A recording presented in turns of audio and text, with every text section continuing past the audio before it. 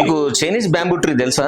అది పెరగడానికి ప్రతిరోజు దానికి నీళ్లు పోసి కంటిన్యూస్ గా 4-5 సంవత్సరాలు పోసిన తర్వాత ఫస్ట్ సంవత్సరం, రెండో సంవత్సరం, మూడో సంవత్సరం, నాలుగో సంవత్సరం, 5వ సంవత్సరం వచ్చేంత వరకు అది అసలు పెరగదు. కానీ 5వ సంవత్సరంలో మాత్రం దాదాపుగా ఒక 50-60 ఫీట్లు పెరిగిపోతుంది. మరి ఇన్ని సంవత్సరాలు మనం ఇచ్చిన నీరు, మనం ఇచ్చిన పోషకాలని ఏం చేస్తున్నది అంటే అది కింద వేర్లను పెంచుకోవడానికి పనిచేస్తుంది. ఎందుకంటే అది పెద్దగా పెరిగిన తర్వాత దాన్ని నిలపడానికి కావలసిన శక్తిని అది భూమిలో వేర్ల ద్వారా పెంచుకుంటుంది. అలానే కొన్నిసార్లు మన రిలేషన్షిప్స్ కూడా ఒక వ్యక్తితో సంబంధం ఏర్పరచుకొని నడుస్తున్నప్పుడు మనం అనుకున్న రిజల్ట్స్ వాళ్ళ దగ్గర నుంచి రావట్లేదంటే అవతలి వ్యక్తి యొక్క సబ్కాన్షియస్ మైండ్ లో మనకు సంబంధించిన భావాలు, మనకు సంబంధించిన రిలేషన్షిప్స్ అవి స్ట్రాంగ్ అవుతున్నట్లు లెక్క.